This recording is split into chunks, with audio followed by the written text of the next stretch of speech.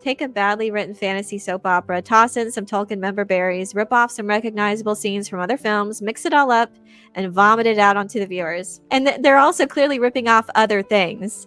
They're ripping off The Matrix, and they're ripping off Star Wars. So that was the thing in last episode with Tom Bombadil, who's kind of acting like Yoda to Blandolf's Luke. Clearly this is Gandalf. They've literally said it, but just not have outright said it. But every time that he's on screen, they wink at the camera. It is so mind-numbingly stupid. I had so many notes on that when it comes to like Tom Bombadil's speech. They keep breaking new ground when it comes to complete abomination of this story. It very much plays out like Empire Strikes Back. Clearly it's Gandalf, but okay, we're just gonna continue winking at the camera. I keep expecting Tom Bombadil to look at us, to look at the camera and wink. Yeah, it's Gandalf.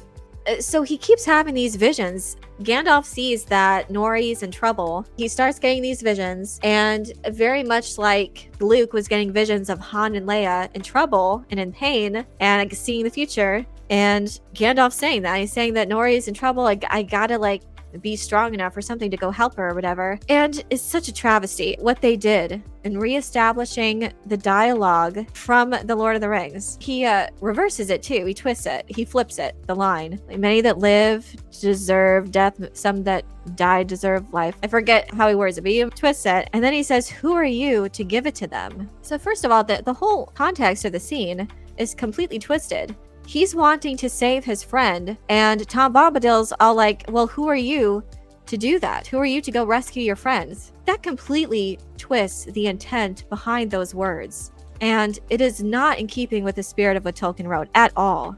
So when it comes to Frodo and him like passing judgment on Gollum in that situation and saying that Bilbo should have killed him when he had the chance, Gandalf was saying those words for like, yeah, you shouldn't judge others. Like, would you want to have that responsibility in your hand to grant death or life to someone? Could you do that? Do you think you can be that fair judge? And don't be so eager to do that and maybe to extend pity and mercy.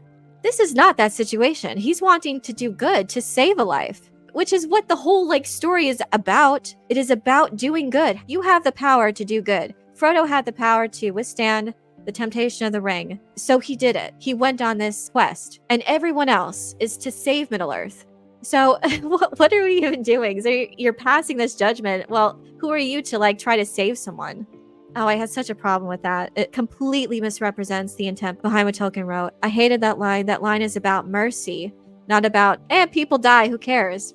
And coming from the guy who in this show, one episode earlier or two, saved Gandalf from being eaten by the tree, like, well, who are you to have saved him from the tree? It just completely falls flat. They're just like throwing it in there without any thought, without any care.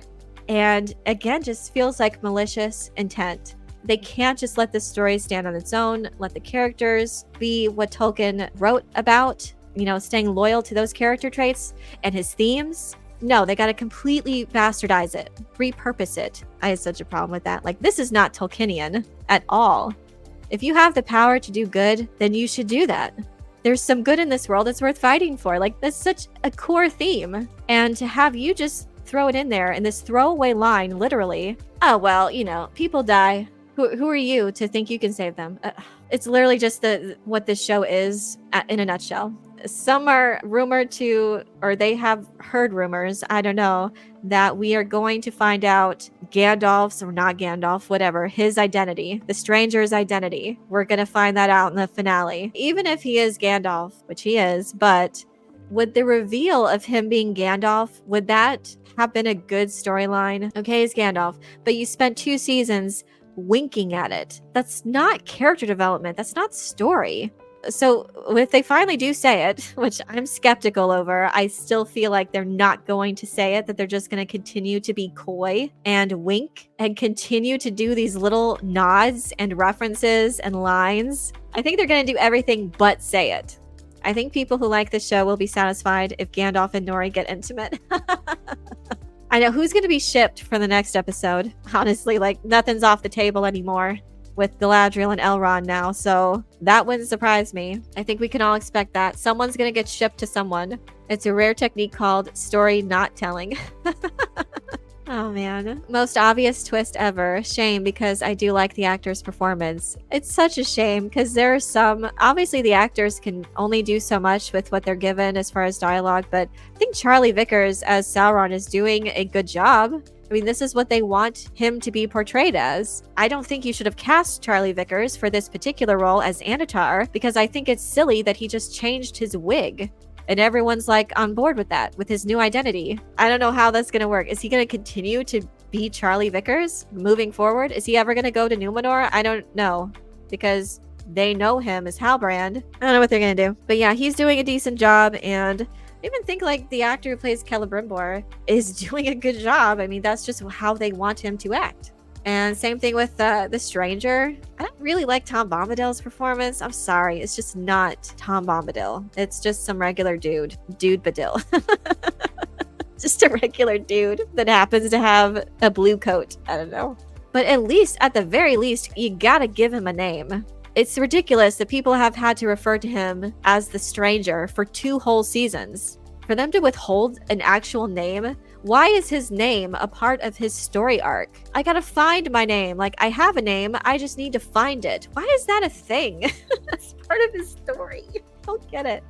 Gandalf had 24 names in the lore. It's so absurd to mystery box him. Yes, that's so true. Like, you've had so many different names, and now you have a specific name that he's got to find.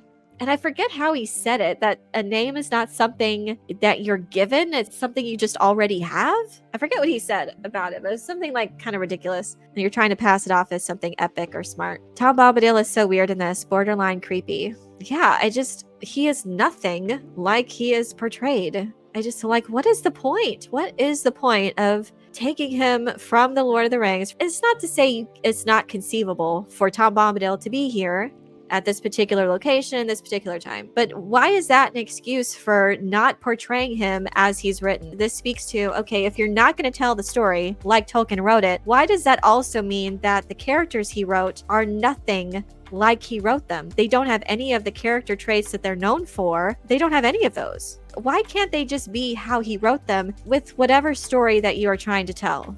There's just no recognizable character traits. And again, even with like Círdan the Shipwright, they just wanted to shave him for absolutely no reason. And again, they're making Galadriel as young and brash and stupid and at the whim of her hormones, just taken in by Halbrand's ruggish good looks. Like, this is just not how they were written. Why? Why can't you at least just have those same character traits? Be loyal to the characters' personalities and then have them in whatever situations, but they don't even have that. And with Tom Bombadil, yeah, he sang one little tune and that was it. And then he's been just so uber serious the whole time. And they even like did a weird reference to Goldberry. You hear her singing and he's like, oh, what? Was there a woman with you? And he's like, what? What are you talking about? It's just so weird.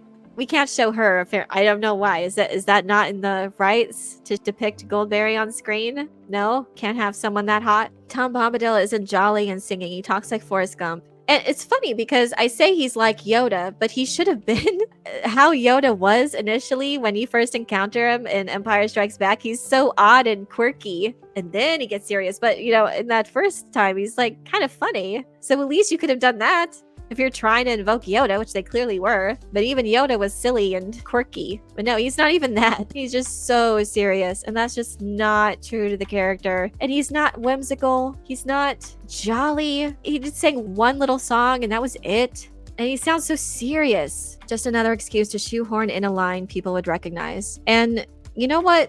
Keep doing that. Keep reminding people of the superior story. We're watching that. And that's what I've been doing. I've been rewatching the films, but also listening to the audiobooks, and I'm having a grand old time. It's like chicken soup for the soul after this, after the poison that is this show.